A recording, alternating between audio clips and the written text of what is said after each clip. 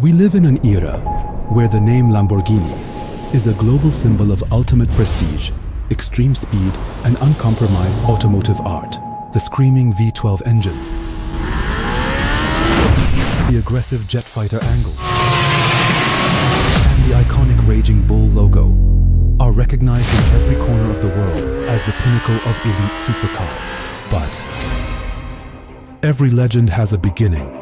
And the birth of this multi-million-dollar empire did not start in a high-tech design studio, surrounded by elite racing engineers. It started in the mud, surrounded by thick diesel smoke, heavy machinery, and agricultural tools. It was built by a man who initially had absolutely zero interest in racing or competing with the world's fastest cars. Today, we are diving deep into the most explosive, personal, and legendary rivalry in automotive history.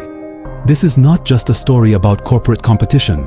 It is a tale of massive egos, mechanical genius, and a brutal personal insult that changed the world forever. Quando ho visto che è arrivato il momento che ce la facevo, sono partito deciso. E come dovrà essere questa sua avventura? La mia avventura dovrà essere un'avventura.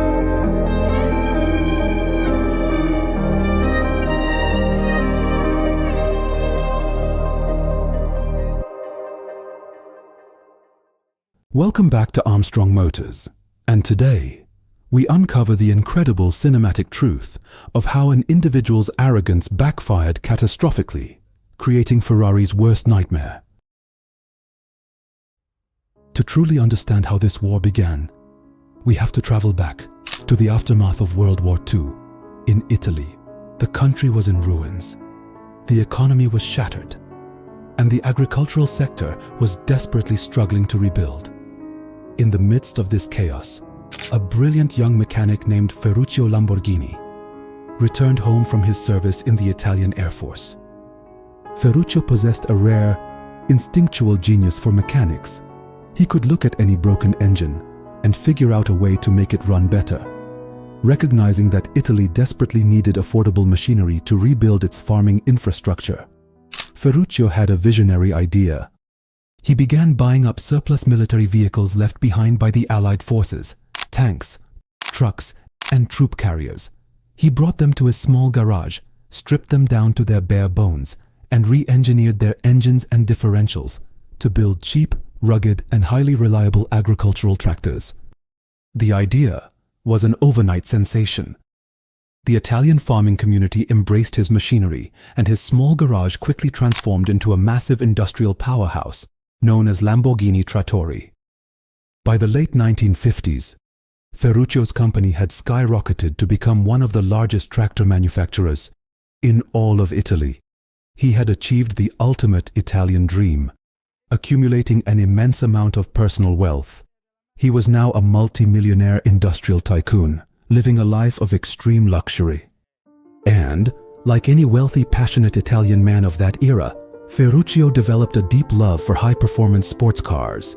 His garage was filled with the finest machines money could buy, including elegant Alfa Romeos and powerful Maseratis. But there was one brand that stood above all others, the absolute crown jewel of Italian automotive engineering: Ferrari.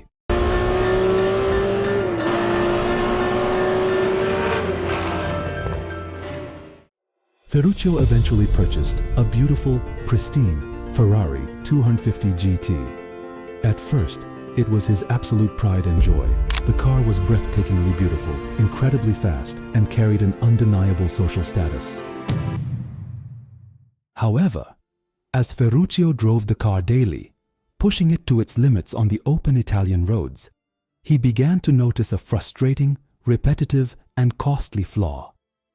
The car's heavy-duty clutch could not handle the aggressive driving style.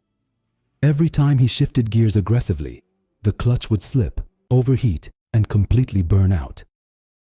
Being a master mechanic himself, Ferruccio was deeply annoyed.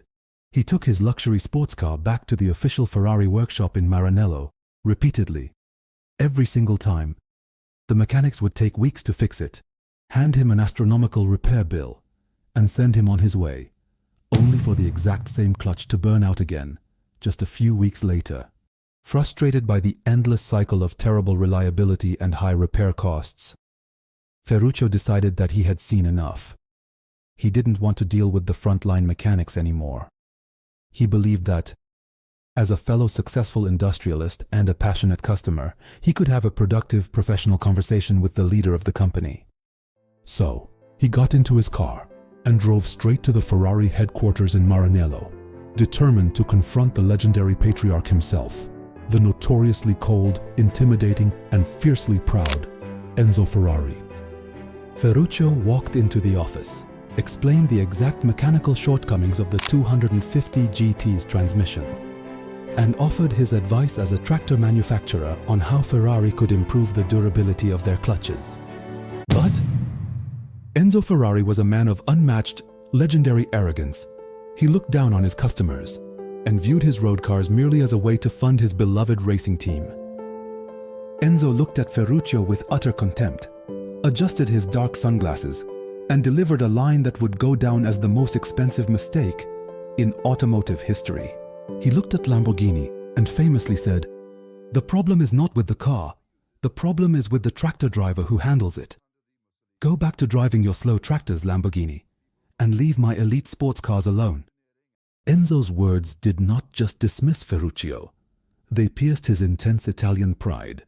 It was a calculated, deeply personal, public humiliation. Ferruccio walked out of the office, trembling with absolute fury. He drove back to his workshop with a burning anger.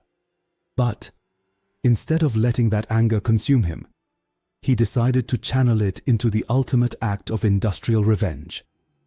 He ordered his top mechanics to open up the garage doors, bring his personal Ferrari inside, and completely tear the vehicle down to its bare chassis.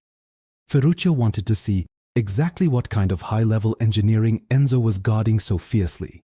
As they dismantled the transmission and pulled out the broken clutch, Ferruccio stared at the component in absolute shock, followed by a burst of laughter. He made a stunning discovery. The high-performance, overpriced clutch that Ferrari was putting into their elite luxury sports cars was the exact same commercial-grade clutch that Ferruccio was using in his low-cost, mass-produced agricultural tractors. Ferrari was charging their customers a fortune for basic off-the-shelf industrial parts. At that exact moment, Ferruccio realized he was being completely ripped off, and he vowed that he would never let Enzo Ferrari look down on him again. He made a solemn promise to himself and his team. He would build his own sports car factory, and he would create a vehicle so superior, so reliable, and so blindingly fast that it would erase the smile from Enzo Ferrari's face forever. To execute his master plan, Ferruccio did something incredibly ruthless. He did not just build a factory, he went directly after Ferrari's brains. At that specific time, Enzo Ferrari was facing internal turmoil, which resulted in a historic event known as the Great Walkout, where several of Ferrari's top engineers left the company due to Enzo's toxic management style. Ferruccio immediately opened his massive wallet and hired them all. He recruited Giotto Bizzarrini, the brilliant engine designer who had created Ferrari's most iconic power plants, alongside Paolo Dallara, a young engineering prodigy.